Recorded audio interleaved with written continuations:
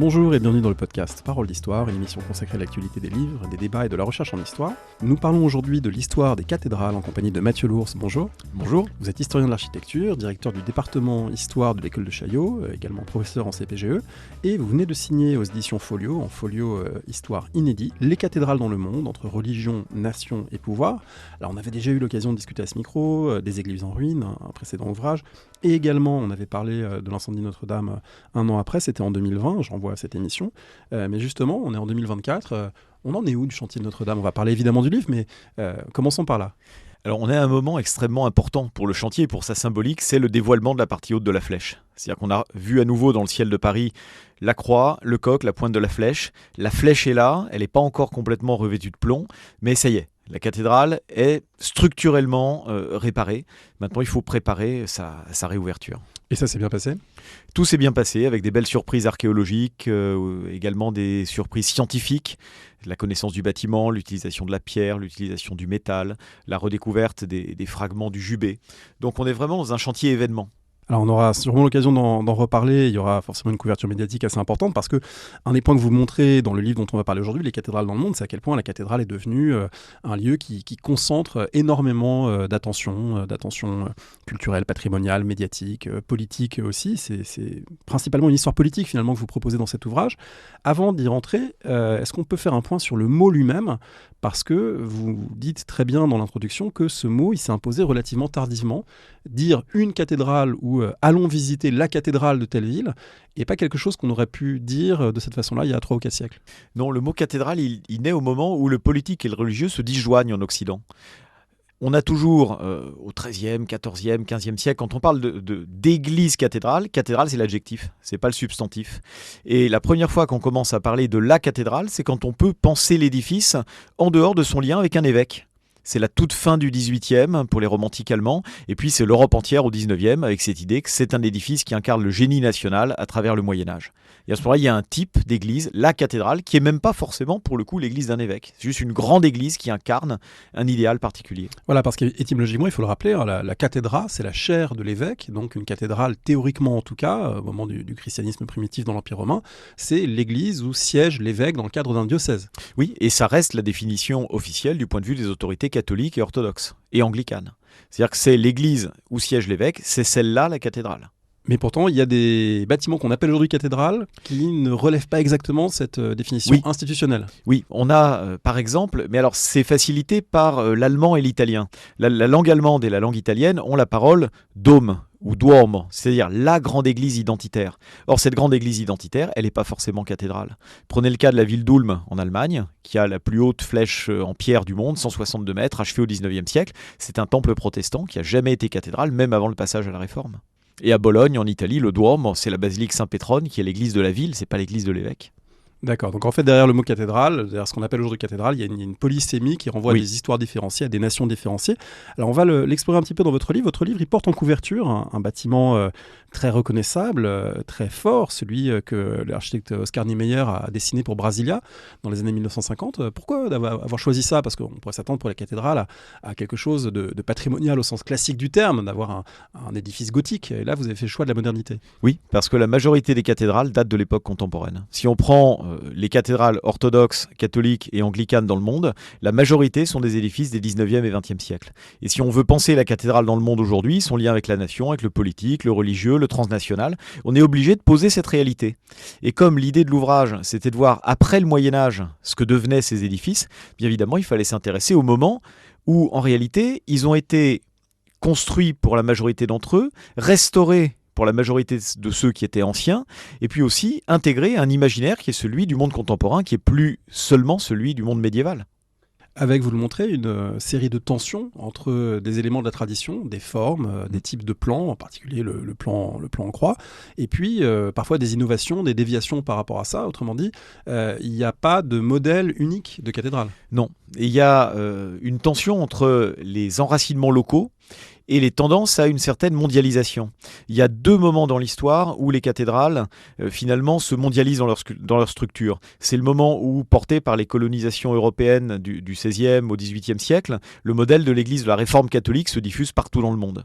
Et le deuxième moment, c'est le renouveau liturgique des années 1930 jusqu'au Concile Vatican II, où on va essayer d'associer les matériaux contemporains avec de nouvelles qualités architecturales, de visibilité, d'audition, de grands volumes, qui fait naître les cathédrales du XXe et du XXIe siècle. Alors on va revenir maintenant peut-être en prenant plus l'ordre chronologique sur le parcours que propose votre livre à travers une histoire politique des cathédrales, au sens une histoire des liens entre le bâtiment, les attachements identitaires qui s'y fixent, les pouvoirs qui s'y intéressent et qui les encadrent. D'une certaine manière, on pourrait presque dire que cette histoire commence avec la Réforme. En tout cas, c'est un des points que vous mettez en avant dans votre livre, l'importance des réformes protestantes, parce que elles vont exproprier beaucoup d'évêques, et finalement, le statut de certaines églises va changer, voire certaines sont détruites. Qu'est-ce qu'on fait de la cathédrale quand il n'y a plus d'évêques ? Alors, les protestants calvinistes, au sens large, les protestants réformés, réagissent par une approche tout à fait utilitaire. Soit on transforme la cathédrale en grand temple, comme à Genève ou à Lausanne, soit on la fait disparaître. C'est le cas pour les protestants français dans les villes qu'ils occupent pendant un certain nombre d'années, voire de décennies, comme à Nîmes par exemple, ou à Uzès, où on va faire place nette de la cathédrale. Dans les pays du Nord, en Allemagne, en Scandinavie, en Angleterre, et pas en Écosse, mais en tout cas en Angleterre, on est dans une situation différente. On a une affirmation des pouvoirs absolus qui a besoin de trouver une sacralisation dans un relais de type épiscopal. Et là, les cathédrales, bien que transformées en temples protestants, demeurent des églises dans lesquelles il y a des évêques, qui sont des pasteurs protestants qui tiennent le rôle d'évêques. Oui, ça c'est le modèle anglican qui est très paradoxal, oui, puisqu'on s'est éloigné de Rome, mais on a quand même besoin de garder le maillage en quelque sorte, parce que le roi a toujours besoin de ces relais, et des relais finalement incarnés dans la pierre aussi. Et il a besoin d'être sacré par un archevêque, l'archevêque de Cantorbéry. Et cela conduit l'Angleterre à une solution qui d'ailleurs ne satisfaisait pas tout le monde en Angleterre. Pendant la guerre civile au XVIIe siècle, les puritains saccagent les cathédrales épiscopaliennes, c'est-à-dire les cathédrales anglicanes, justement en disant qu'on ne peut pas s'accommoder de cette voie moyenne d'une église protestante mais dotée d'évêques. Donc ce que la France a vécu dans les années 1560-70, c'est-à-dire des hécatombes de cathédrales, l'Angleterre le vit dans les années 1650. Par exemple, avec Saint-Paul de Londres, qui est transformé en écurie et réaffecté à plusieurs églises réformées, avec des morceaux d'édifices partagés. Alors ça, c'est-à-dire un point que vous montrez à plusieurs moments dans le livre, là si on sort un instant de la chronologie, qui sont les réattributions et réemplois de bâtiments, des mosquées qui deviennent cathédrales, des cathédrales qui deviennent mosquées, des temples qui deviennent églises et qui redeviennent temples protestants. Autrement dit, c'est très courant finalement dans l'histoire que des édifices religieux changent de main en fonction des situations politiques locales. Et la cathédrale est d'autant plus emblématique qu'elle représente l'autorité religieuse mais aussi politique. Elle représente l'identité du lieu. Donc il y a dans finalement tous les conflits en Méditerranée liés au rapport entre État musulman et État chrétien, on a des cathédrales qui basculent, des mosquées qui basculent. On a évidemment Cordoue avec cet aller-retour, la cathédrale qui devient mosquée, la mosquée qui redevient cathédrale. On a à Chypre des cathédrales croisées qui deviennent des mosquées, et puis ça perdure jusque tard. En 1830, en Algérie, c'est la mosquée Ketchaoua que les Français affectent au culte catholique comme cathédrale du nouveau diocèse. C'est-à-dire qu'on est dans une logique de temporalité extrêmement longue, qui part quasiment du 7e, 8e siècle, et qui arrive jusqu'au milieu du 19e. Alors, vous l'avez montré, ces conflits sont très importants au moment des guerres de religion. Ces guerres de religion, il en sort aussi la réforme catholique ou la contre-réforme, une réforme qui renforce la place des cathédrales. Vous prenez notamment l'exemple de la France et du règne de Louis XIII, en montrant aussi que si on a davantage besoin des cathédrales et que le pouvoir royal va choisir d'y investir, va choisir de la mettre en évidence, c'est aussi parce que la cathédrale, à la différence d'autres types de bâtiments religieux, d'abbayes par exemple, peut recevoir des foules. Et que c'est important finalement de pouvoir avoir un lieu où on va associer une foule de plus en plus importante à la représentation de telle victoire, sacre, naissance, mariage royal, etc. Oui, le gallicanisme est vraiment une construction qui a besoin des cathédrales. Depuis 1516 et le Concordat... Concordat... Rappelez ce qu'est le gallicanisme. Oui, c'est le fait que le roi soit protecteur des biens temporels et des privilèges et immunités de l'Église de France. Depuis 1516 et le Concordat de Bologne, le roi nomme les évêques. Et donc les évêques sont un relais de la construction de l'État monarchique. Et à partir de la fin 16e, début 17e, et c'est sous Louis XIII que ça se met vraiment en place, dès qu'il y a une victoire royale, mais aussi un accouchement de la reine, un mariage royal, eh bien, on va demander à ce que dans chaque cathédrale de France ait lieu un Te Deum. C'est ce que Michel Fogel appelait, dans les cérémonies de la formation, justement, un des lieux de communion entre l'État monarchique et la population française. Et rien qu'à Notre-Dame de Paris, 250 Te Deum entre le règne de Louis XIII et 1790. Et toutes les églises de France en ont eu autant. Et on sait que ce sont des cérémonies dans lesquelles les foules se pressent. On a, à Notre-Dame de Paris et à Auxerre, par exemple, on a les contrats de location des chaises. Et on sait que le jour où la location de la chaise est la plus coûteuse, c'est le Te Deum. Encore plus que pour les grandes cérémonies religieuses. Est-ce qu'on peut dire un mot du règne de Louis XIII et de son importance, notamment vis-à-vis de Notre-Dame de Paris ? Le règne de Louis XIII, c'est aussi un moment clé où Notre-Dame de Paris devient un sanctuaire national. Cette idée d'un sanctuaire qui corresponde à un État monarchique ou à une nation, c'est vraiment une nouveauté de l'époque moderne, et à l'époque contemporaine, ça se généralise. Parfois c'est des cathédrales, parfois c'est plutôt des basiliques ou des abbatiales. Mais en France, Louis XIII veut que ça soit Notre-Dame de Paris. Le vœu proclamé le 10 février 1638 ne parle absolument pas de la naissance de l'héritier. Alors Anne d'Autriche est enceinte de quelques semaines à l'époque, mais ça parle juste de la gloire de la France par rapport à ses ennemis, la guerre de 7 ans, la lutte contre l'Angleterre, la lutte contre les protestants. Et Louis XIII institue une fête nationale le 15 août à Notre-Dame de Paris, où tous les corps constitués de l'État monarchique doivent assister. Et suivant l'ordre de cette grande procession mariale, eh bien, on doit trouver la même chose dans toutes les cathédrales de France. C'est-à-dire que Notre-Dame de Paris, qui n'est pas la cathédrale du Sacre, qui n'est pas le lieu de sépulture des rois de France, devient encore davantage qu'elle n'était déjà le lieu de l'exercice du pouvoir. Et c'est ce qui lui a permis d'ailleurs de survivre à l'abolition de la monarchie. Reims et Saint-Denis sans roi n'ont pas grand sens, Paris continue à en avoir, par la continuité de l'État. Donc on pourrait dire que d'une certaine manière, l'importance qu'a encore Notre-Dame, dont on a parlé au début de cette émission avec les regards braqués sur elle, s'enracine en partie dans la monarchie absolue et dans l'usage, la promotion qu'elle fait de la cathédrale parisienne. La cathédrale parisienne a un rapport particulier avec le chef de l'État. Ça commence avec Charles V, qui vient y prier et qui obtient la naissance d'un héritier en 1364. Là, il offre une statue de la Vierge à Notre-Dame. Ça continue avec Louis XIII. Et on arrive à l'apogée napoléonien, Napoléon qui, en 1809, a le projet de faire de Notre-Dame de Paris une des 2 églises du pape. Le pape résiderait 6 mois à Rome, 6 mois à Fontainebleau, et c'est Notre-Dame de Paris qui serait l'église pontificale. Et ça continue dans les représentations de la République au XXe siècle, avec la dualité entre Pétain et De Gaulle, qui tous les deux tentent de s'approprier Notre-Dame. Pétain, qui le 26 avril 1944 vient célébrer à Notre-Dame de Paris son retour dans la capitale et prier pour les morts des bombardements alliés. Et De Gaulle qui vient laver l'affront et rétablir la légitimité le 26 août lors du Magnificat auquel il assiste. Et c'est tout à fait logique que l'État propriétaire de Notre-Dame depuis 1790 trouve en la personne du président de la République celui qui à la fois permet à la cathédrale de continuer à exister et qui en retour lui renvoie une part de son pouvoir. Alors vous venez de citer la date de 1790, elle est évidemment très importante. On ne peut pas, dans le cadre de cette émission, refaire toute l'histoire qui a été déjà bien étudiée, des rapports entre Révolution et Église. Mais les cathédrales sont un observatoire intéressant de ce point de vue-là. Notamment, vous vous rappelez que les cathédrales, avant d'être des lieux qui peuvent subir les effets de la déchristianisation révolutionnaire, sont d'abord des lieux de célébration révolutionnaire, parce que la nation s'y incarne en quelque sorte. Oui, en 1790, une bonne part du clergé français a espoir que cette Église nationale, qui d'ailleurs est une continuation du gallicanisme d'une certaine manière, que l'Église de la constitution civile du clergé puisse coller au cadre administratif de la nation. Et c'est pour ça que dans chaque nouveau département, on a une cathédrale dans laquelle on a un évêque élu, un clergé qui continue à célébrer le dimanche et qui continue à prier pour la nation, pour ses victoires. Évidemment, le pacte est rompu par la terreur à la fin de l'année 1793, quand les cathédrales continuent à appartenir à la nation, mais que l'Église en est mise à la porte, y compris l'Église constitutionnelle. Alors ça avait déjà posé malgré tout quelques problèmes de recouvrement entre les anciens diocèses et les nouveaux départements, puisqu'il y avait des lieux où il y avait plusieurs cathédrales par département, d'autres où il n'y en avait pas du tout, donc il a fallu quand même réajuster un petit peu à la fois la carte et les bâtiments. Oui, il y a eu des arbitrages, mais étonnamment, on n'a pas eu de révolution dans les diocèses supprimés.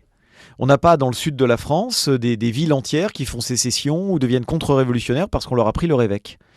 En revanche, dans les arbitrages intéressants, dans l'Aisne par exemple, Laon devient la préfecture, mais c'est le diocèse de Soissons qui est maintenu, celui de Laon est supprimé. Donc on a l'impression que les élites éclairées étaient préparées en réalité à cette refonte des cadres.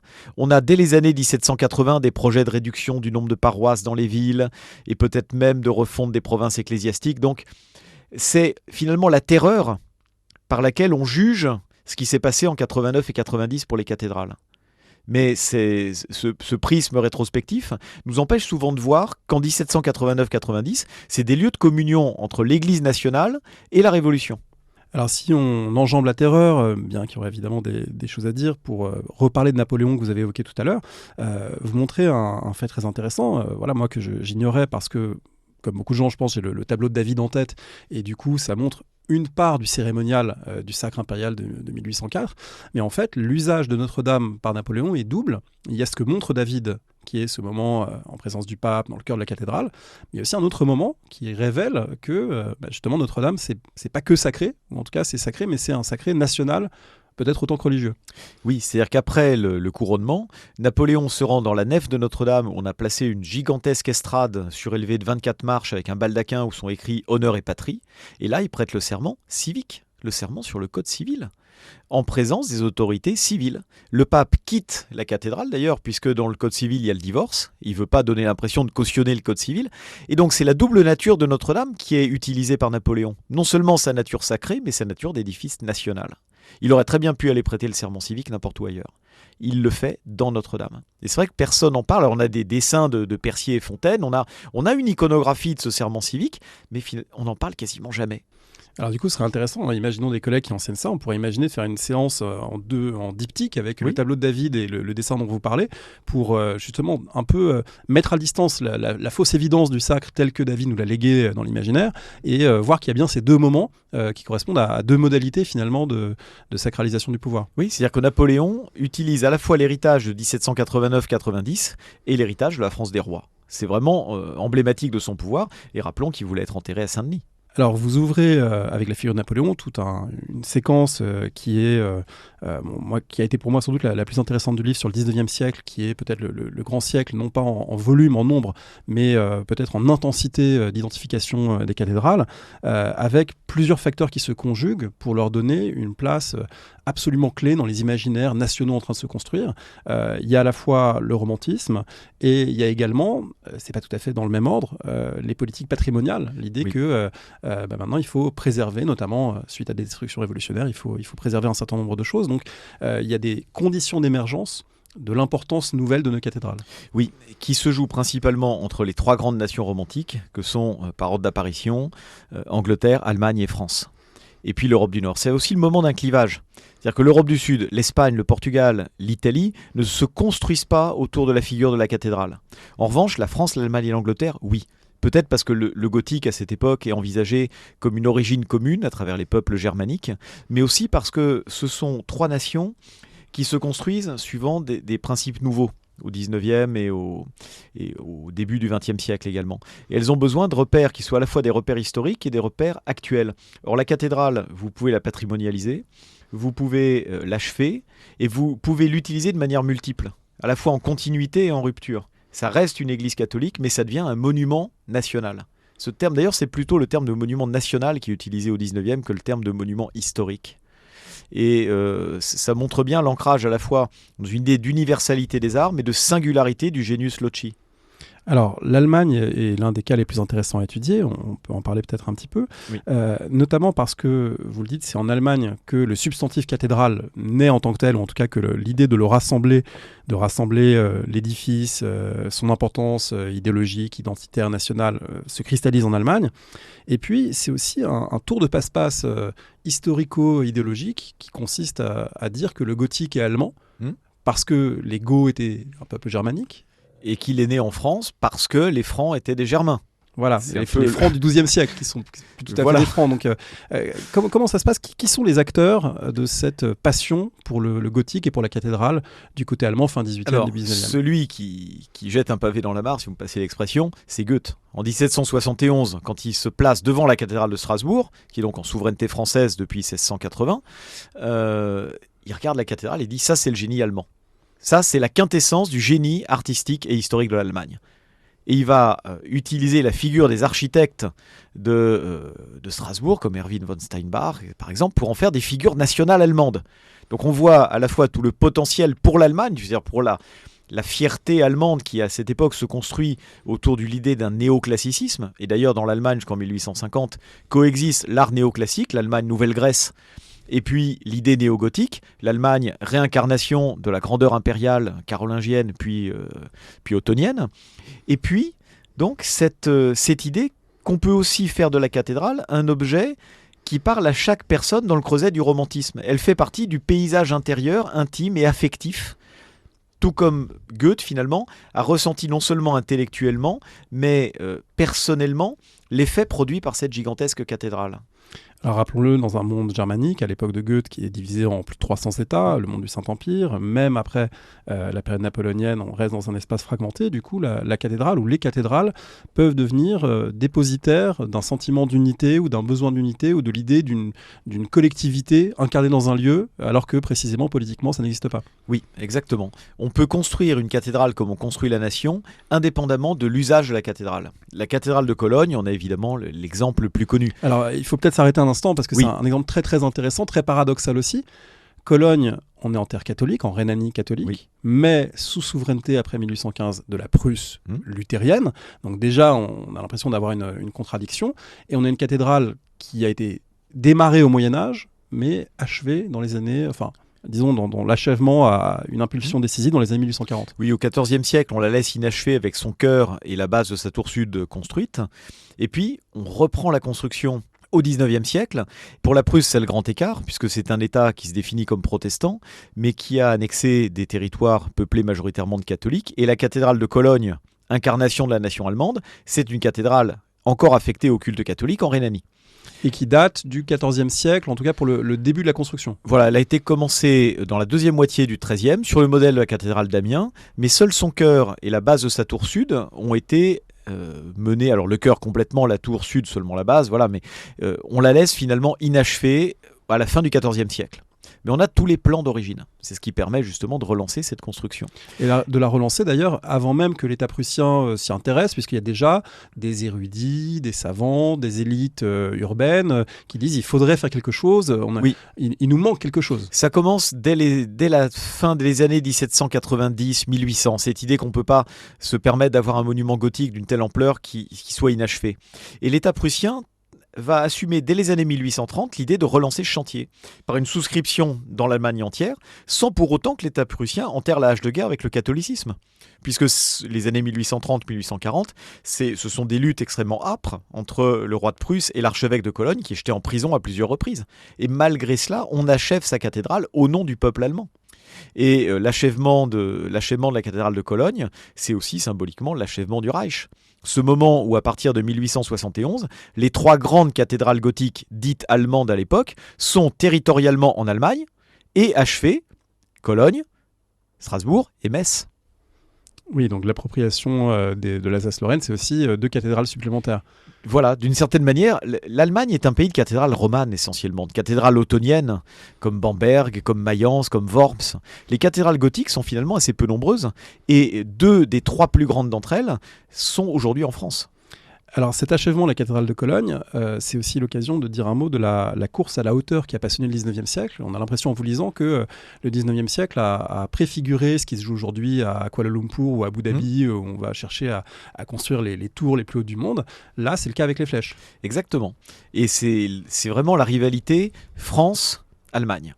On commence en France avec le pari fou de la cathédrale de Rouen, la plus haute flèche en métal jamais construite, 153 mètres en fonte, sur le projet de l'architecte à Lavoine à partir de 1825. Et puis l'Allemagne avec les tours de la cathédrale de Cologne qui font 157 mètres.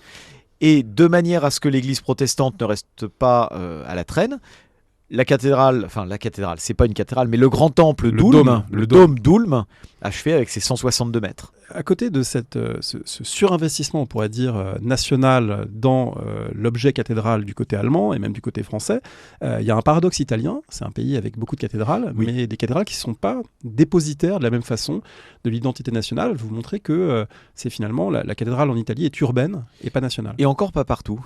Comme on l'évoquait tout à l'heure, à Bologne, la cathédrale Saint-Pierre de Bologne, c'est pas celle qui est sur la grande place et qui est un édifice gigantesque. C'est la basilique Saint-Pétrone qui est une collégiale urbaine, par exemple.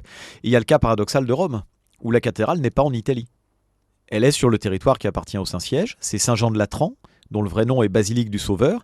Elle est cathédrale de Rome et du monde, et elle est très peu identifiée comme telle. Même à Rome, c'est Saint-Pierre qui joue le rôle d'église identitaire et pas du tout la cathédrale. En revanche, à Milan, oui, la cathédrale est identitaire. La cathédrale est vraiment l'incarnation de la fierté urbaine, des dynasties urbaines d'abord avec les Visconti et les Sforza, puis des autorités locales contre les pouvoirs étrangers qui dirigent Milan. Et l'achèvement de la cathédrale de Milan au début du XXe siècle, c'est aussi la revanche de cette ville du Nord qui est obligée d'obéir aux ordres d'un monarque qui siège à Rome. Donc il y a vraiment cette continuité flagrante à Milan. Alors, ce 19e siècle européen connaît d'autres lieux dans lesquels les cathédrales sont des lieux d'investissement pour des luttes d'émancipation, disons, des nations dominées, des nations en train de s'affirmer. Il y a deux exemples que vous prenez dans le livre, qui fait un tour d'horizon comme ça géographique, qui sont très intéressants, notamment, et qui montrent là aussi la plasticité de l'objet, notamment la cathédrale de Prague, parce qu'on est dans l'Empire des Habsbourg, qui connaît dans différents endroits des affirmations nationales des peuples qui découvrent ou redécouvrent entre guillemets leur culture. Et donc du côté tchèque, on va puiser dans le passé médiéval, les Hussites, enfin il y a tout un investissement dans le passé. C'est pas si simple du point de vue de la cathédrale, parce que la cathédrale, elle n'est pas tellement identitaire pour les Tchèques, ou en tout cas on essaye de faire en sorte qu'elle le soit, mais elle s'y prête pas forcément. Elle a été construite quand même à l'époque où le souverain est allemand, par des maîtres qui viennent du Saint-Empire romain germanique.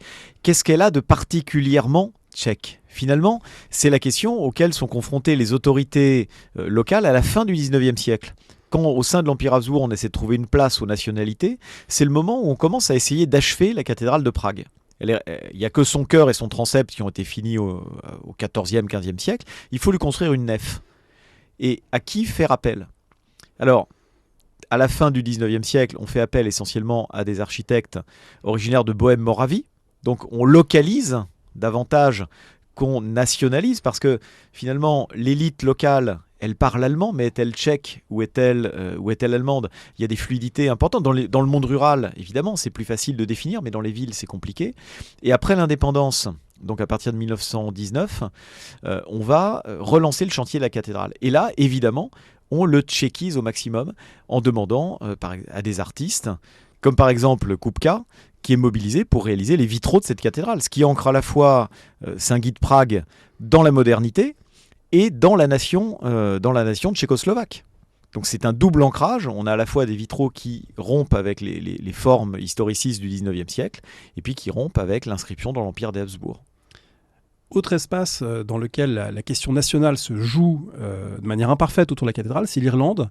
L'Irlande, on sait la place du catholicisme dans le mouvement national irlandais contre la domination coloniale, impériale, britannique, tout au long du XIXe siècle, jusqu'à l'indépendance d'une partie de l'île au lendemain de la Première Guerre mondiale.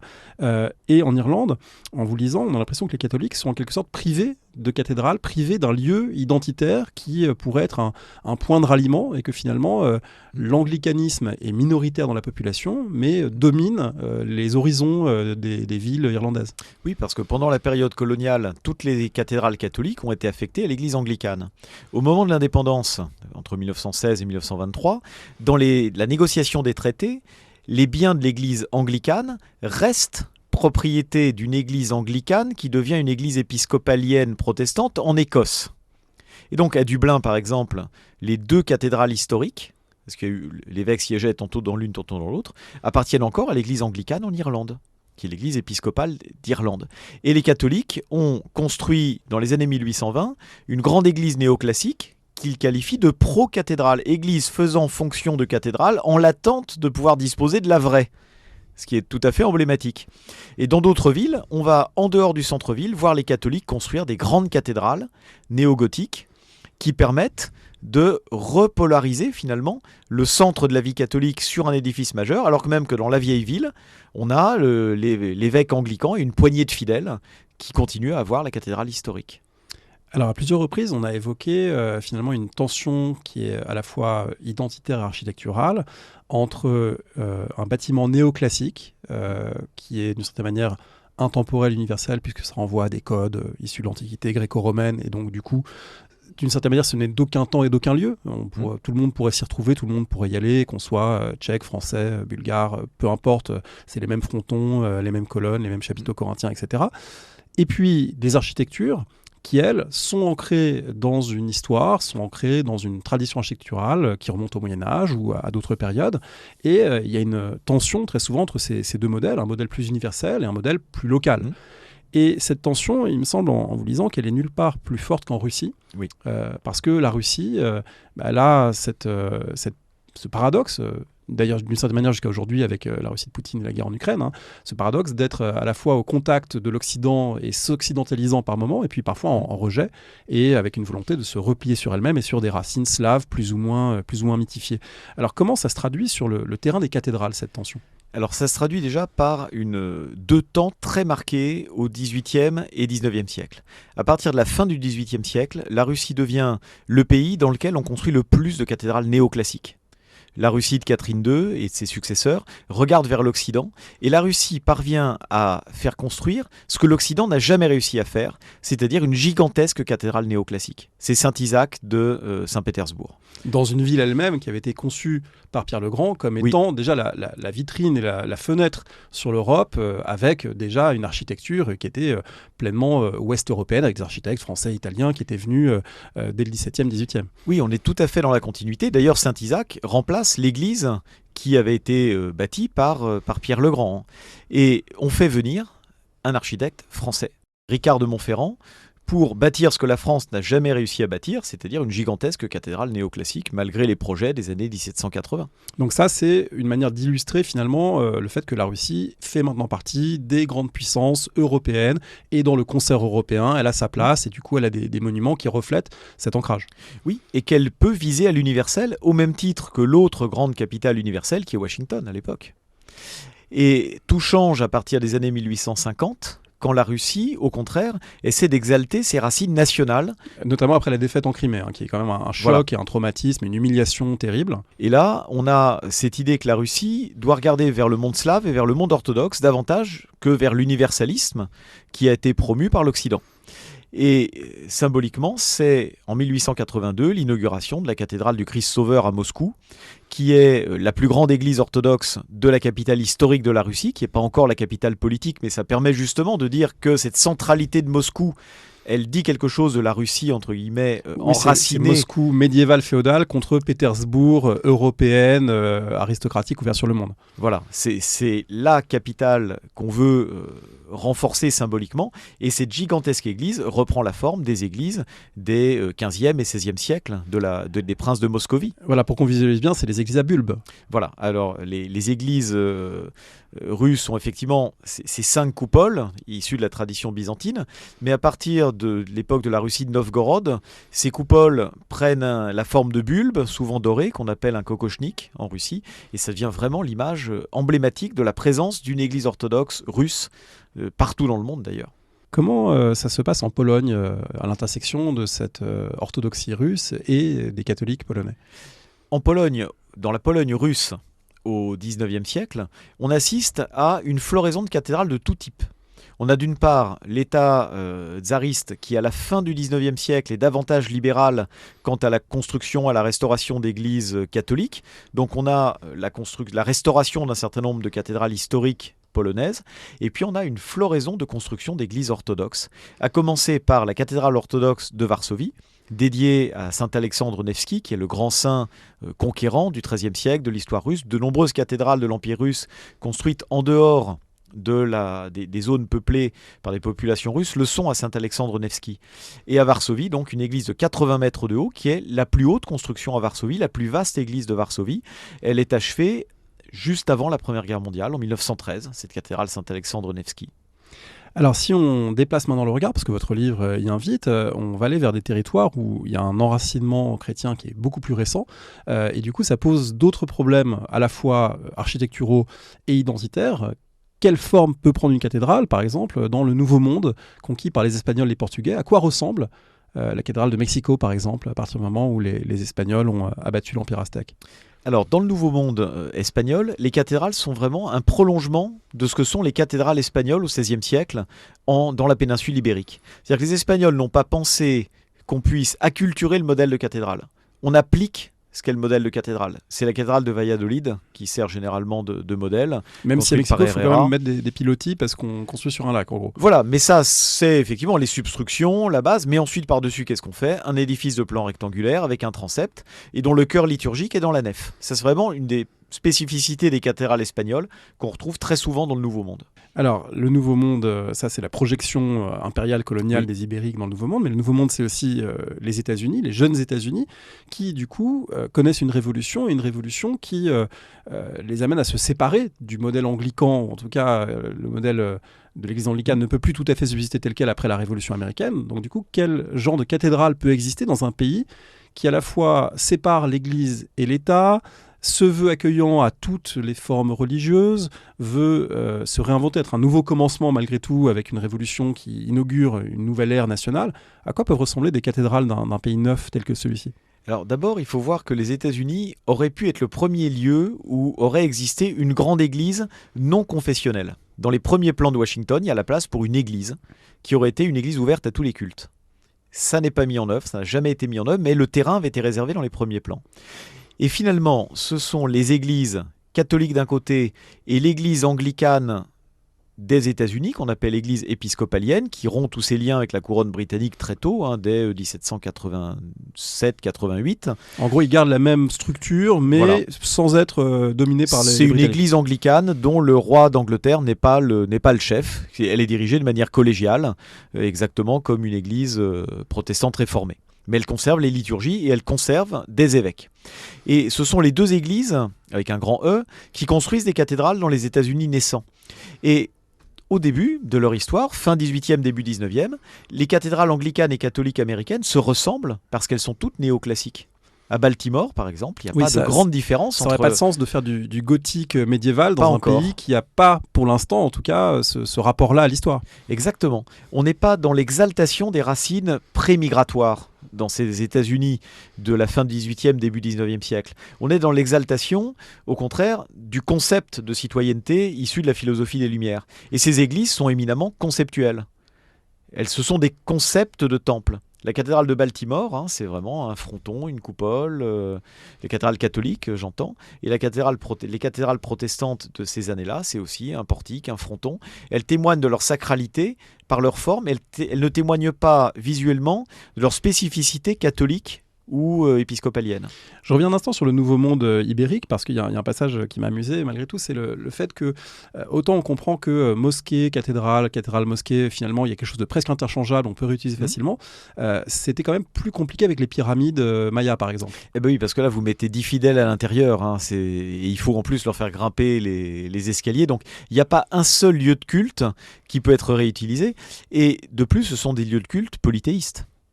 Or, la tradition chrétienne, c'est de ne pas réutiliser les temples. À Rome, c'est le modèle de la basilique qui est utilisé pour les premières églises et pas le modèle du temple, même si on a quelques cas où dans le Parthénon à Athènes, on a une église de la Vierge qui est installée, c'est quand même pas l'usage. Et donc la récupération des lieux de culte non monothéistes, c'est quelque chose qui là, n'est pas franchi. Et puis de toute façon, ils ne sont pas pratiques, les lieux de culte polythéistes, pour une religion à mystère. Si on s'intéresse maintenant au monde colonial plus récent, la deuxième époque coloniale du 19e et 20e siècle, vous montrez un paradoxe très très intéressant, très, très étonnant, qui concerne les cathédrales d'Afrique du Nord et les cathédrales d'Afrique subsaharienne. Parce qu'en Afrique du Nord, il y a des cathédrales soit construites, soit transformées à partir de bâtiments existants, qui vont avoir des fidèles européens, mais avec des motifs architecturaux plus ou moins orientalisants, plus ou moins reprenant des éléments locaux, alors qu'au sud du Sahara, c'est pratiquement l'inverse. Est-ce que vous pouvez expliquer un petit peu comment fonctionne ce paradoxe? Oui, si vous regardez les cathédrales construites à l'époque de la colonisation française et anglaise, pour caricaturer à grands traits, au sud du Sahara, vous avez des églises néo-romanes et néo-gothiques, dans lesquelles, pris des populations locales, africaines, et vous avez en Afrique du Nord des cathédrales néo-mauresques dans lesquelles prient des Européens. C'est vraiment très particulier parce qu'on a l'idée que l'Afrique du Nord a été chrétienne à un moment de son histoire, ce qui n'est pas une idée d'ailleurs, mais une réalité. Mais on a l'idée qu'on doit raviver ces chrétientés d'Afrique du Nord en se coulant dans la continuité culturelle qui a porté jusqu'à la création d'un art arabo-musulman dans ces pays jusqu'au XVIIIe, XIXe siècle. Donc on construit des cathédrales néo-mauresques, à commencer par la primatiale d'Afrique qui est Saint-Louis de Carthage, qui est aujourd'hui un centre culturel, mais voilà, elle a les arcs outrepassés. On a l'idée de ce qu'aurait pu être une église si on avait eu une continuité religieuse en Afrique du Nord dans laquelle se serait paradoxalement inscrit l'occupation arabe. On n'essaie pas de reconstituer les basiliques de l'époque de Saint-Augustin. On se dit, si les Berbères et si les Arabes avaient été chrétiens, voilà la cathédrale qu'ils auraient construite. Donc il y a peut-être l'idée d'un prosélytisme, mais ce prosélytisme n'a jamais été vraiment mis en œuvre. Alors que dans l'Afrique subsaharienne, eh bien, on est en terre de mission, et comme on est en terre de mission, on n'a pas d'archéologie chrétienne dans ces lieux, eh bien on plaque directement le principe de l'église européenne, qui est une église néo-romane, néo-gothique. À quoi peuvent ressembler des cathédrales imaginées au Japon à l'époque, soit où les jésuites tentent de s'y implanter, soit plus récemment, à partir du moment où l'archipel s'ouvre véritablement, deuxième moitié du XIXe siècle? Alors, la seule cathédrale qui a existé avant la fermeture du Japon au XVIIe siècle, on n'a pas la moindre idée de ce à quoi elle ressemblait. On sait qu'elle a existé à côté de Nagasaki. Bon. Mais au XIXe siècle, quand à nouveau le christianisme est autorisé, à Nagasaki, la première cathédrale est une petite église, finalement, en matériaux légers, qui ressemble beaucoup à ce qu'on construit en Océanie, ou en Asie orientale, avec un petit clocher. Et il faut attendre finalement le début du XXe siècle pour qu'on ait à Nagasaki une cathédrale avec 2 tours, et qui finalement n'a pas grand-chose de japonais. On est quand même au Japon, et comme dans toute l'Asie orientale, un peu dans la même logique qu'en Afrique. À part là où il y avait des cathédrales portugaises du XVIe siècle, on est plutôt dans la transcription du modèle européen, avec cependant davantage d'architecture néo-jésuite, entre guillemets, comme on disait à l'époque, ce qui est un non-sens historique et artistique, mais des églises qui ressemblent en fait aux églises de la Réforme catholique. On en a un certain nombre. Alors Nagasaki, c'est intéressant, ça nous permet peut-être de faire une transition vers l'autre dimension de votre livre, qui est d'évoquer les conflits contemporains, puisque c'est l'un des seuls bâtiments vestiges du bombardement atomique, et du coup c'est devenu un lieu de mémoire, et paradoxalement ça a fait que cette cathédrale un peu exogène d'un christianisme non japonais est aujourd'hui peut-être mieux acceptée, parce que témoigne d'un événement universel. Oui, le bombardement atomique du 9 août à Nagasaki a eu pour épicentre le quartier chrétien. C'est le seul endroit où les nuages se sont écartés, donc la bombe n'est pas tombée sur le centre-ville, mais sur le faubourg d'Urakumi, qui était le faubourg chrétien. Donc l'idée que les chrétiens aient souffert en même temps que tous les Japonais, voire au nom des Japonais, renforce la dimension martyrielle de cette communauté. Et quand la cathédrale est reconstruite à la fin des années 1940, on la reconstruit 30 mètres en arrière, presque à l'identique, mais la façade de l'ancienne cathédrale et les statues qui s'y trouvaient deviennent le support d'un culte mémoriel dans lesquels on va placer les colliers de grues en origami autour de ces statues chrétiennes. On a donc un geste shintoïste qui s'opère sur des statues dont la sacralité devient plus large que leur simple appartenance religieuse. Alors il y a tout un pan du livre qu'on n'aura pas le temps d'aborder qui concerne justement les mobilisations des cathédrales dans les conflits contemporains. C'est des sujets dont certains sont très bien connus. Je pense à Reims par exemple, durant la Première Guerre mondiale. Peut-être que simplement pour terminer, on pourrait vous demander un éclairage sur ce qui se passe en Ukraine et en quoi les cathédrales russes et ukrainiennes sont un des enjeux symboliques importants du conflit. Alors elles sont un enjeu symbolique et important, d'une part parce que l'identité des cathédrales ukrainiennes sont au cœur de l'identité de l'Ukraine. La cathédrale Sainte-Sophie de Kiev, c'est quand même le lieu où est né le premier État russe. Et elle témoigne de cette conversion au christianisme. Aujourd'hui, c'est un édifice qui est devenu un musée. Parce que depuis les années 1990, il y a des tentatives de récupération identitaire de la part du patriarcat de Moscou et des églises orthodoxes qui dépendent du patriarcat de Constantinople. Donc il y a une sorte de neutralité. Mais quand l'État ukrainien veut réconcilier ces églises orthodoxes, c'est là qu'il les conduit à signer un accord, par exemple. Et puis, vous avez évidemment l'utilisation de la cathédrale dans la guerre. La cathédrale d'Odessa, bombardée au mois de juillet dernier, évidemment, ça pose question. D'autant que c'est une église des années 1990, reconstruite à l'identique après sa destruction sous Staline en 1931. Donc c'est la mémoire non seulement de la guerre actuelle, mais aussi des persécutions staliniennes. Voilà, il y a tout un identitaire qui se superpose. Et aujourd'hui, la restauration d'un édifice en béton armé des années 1990, construit par les Russes qui ont fondé Odessa au début du 19e siècle, devient l'incarnation de la nation ukrainienne. Vous voyez la plasticité de ce type de monument. Alors on voit qu'il y a énormément de choses dans votre livre, et donc je le recommande pour tous ceux qui intéressent les rapports entre histoire et architecture, finalement entre histoire, politique, identité, nation, architecture, les cathédrales dans le monde, entre religion, nation et pouvoir. Est-ce que pour terminer, vous avez un conseil de lecture que vous voudriez partager à ce micro ? Voilà. Oui, ce serait une bande dessinée qui nous permet de comprendre les rapports entre religion et pouvoir en Occident, quasiment depuis Constantin jusqu'à nos jours. C'est une bande dessinée en 2 volumes d'Olivier Bobineau et Pascal Magnat qui s'appelle L'Empire. Et c'est vraiment un travail remarquable. L'Empire lequel ? Tous, justement. Toutes les Renovationes Imperii qu'on peut connaître en Occident jusqu'aux visées impériales les plus récentes. Merci beaucoup. Merci.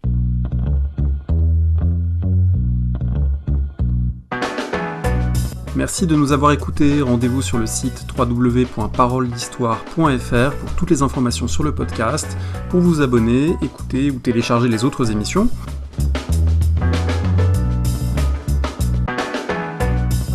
La discussion se poursuit aussi en ligne, notamment sur Twitter. Vous pouvez poser des questions @paroledist et à bientôt pour un prochain épisode.